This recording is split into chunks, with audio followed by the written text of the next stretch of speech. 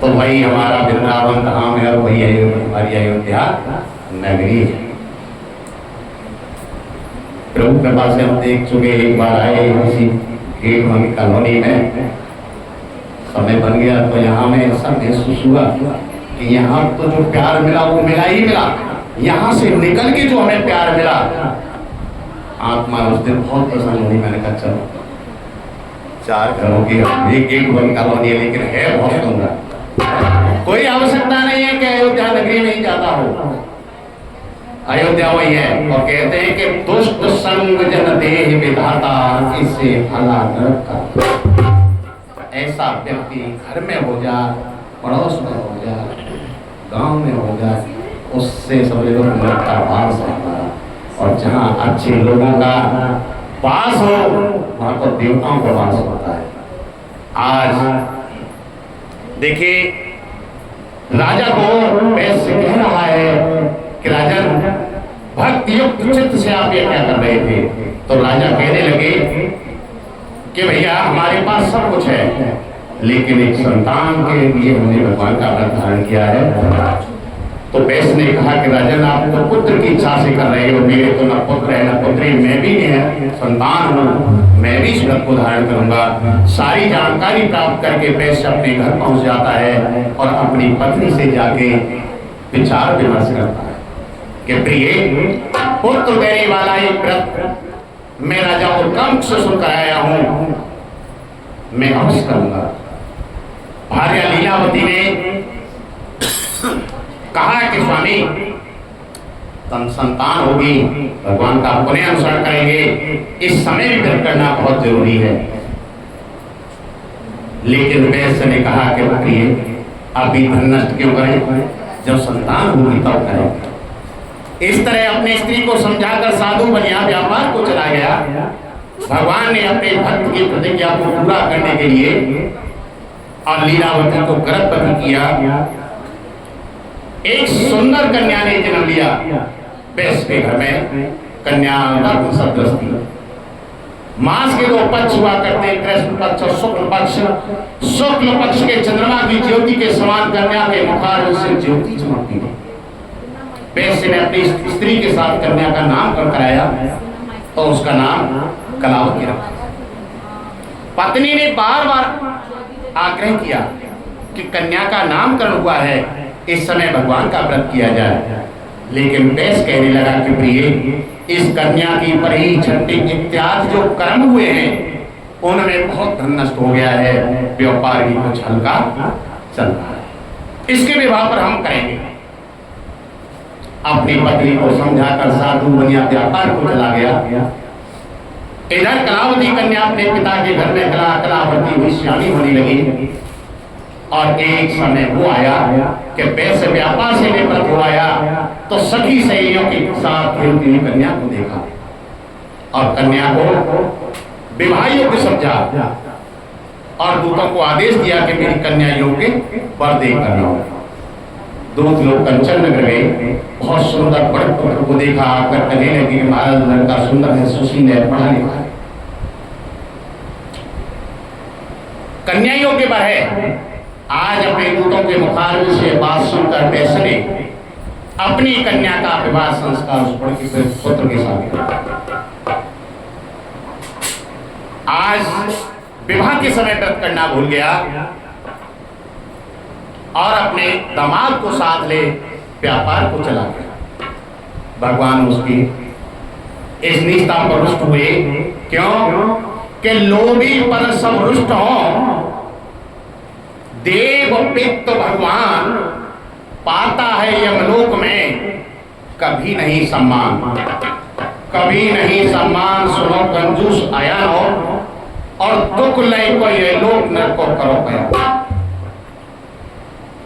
इस प्रकार भगवान ने मिथ्या आसन देने का दंड बना दिया। भगवान ने ऐसी लीला बनाई कि वे दोनों राजा चंद्रकेतु के नगर में व्यापार को पहुंचे। उसी रात्रि शयन कर रहे थे तो 2 मायावी चोर भेज कर राजा की यहाँ चोरी करा दी। दोनों मायावी चोर राजा का धन चुरा कर उसी दिशा में चल दिए जहां पर वे दोनों बेश ठहरे हुए थे। सिपाहियों ने देखा कि राजा का धन चुराकर दो चोर ले जा रहे हैं, तो पीछा किया।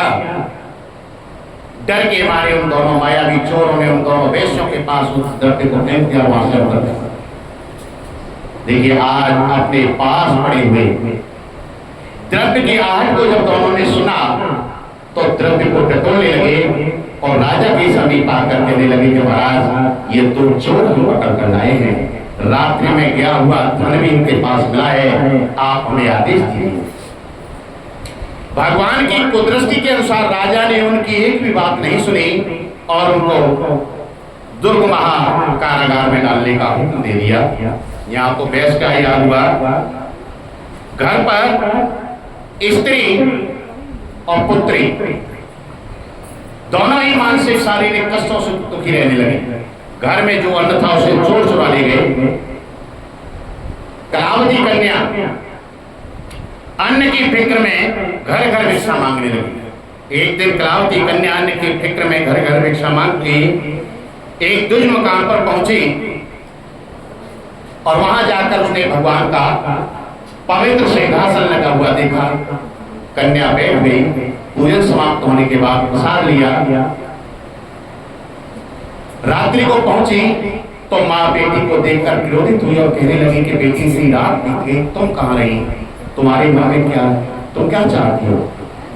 देखिए, आज अपनी माँ को क्रोधित देखा तो बेटी कहने लगी कि माँ, मैं भिक्षाटन के लिए दुज मकान पर गई और मैंने वहां भगवान का व्रत होते हुए देखा, तो मैं प्रसाद लेकर अपने घर को आई। हाथों में प्रसाद देखा, माँ का जो क्रोध था वो शून्य हुआ। कहने लगी कि बेटी, तेरे पिता ने भी तुम्हारे जन्म से पहले इस कर्म करने का संकल्प लिया था, लेकिन आज तक नहीं किया। हो सकता है उसके कारण ही दिन देखने को पड़ रहे हों, इसलिए तुम भी पूजन की सामग्री करके लाना, हम भी भगवान का व्रत करेंगे। प्रातः काल कन्या भिक्षाटन के लिए गई। यथाशक्ति जो भी उसे भिक्षाटन करने से दान मिला, उससे उसने पूजा का सब सामान खरीदा और घर आकर लीलावती कलावती दोनों ने भगवान की वेदवत पूजा की और कहने लगी,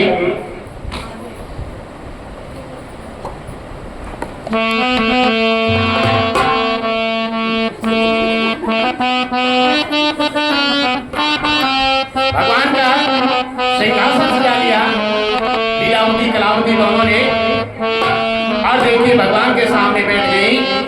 और तेरे पूजन को भगवान बनाया मंदिर आलीशान, तेरे पूजन को भगवान बना मंदिर आलीशान, तेरे पूजन को भगवान बनावन मंदिर आलीशान, तेरे पूजन को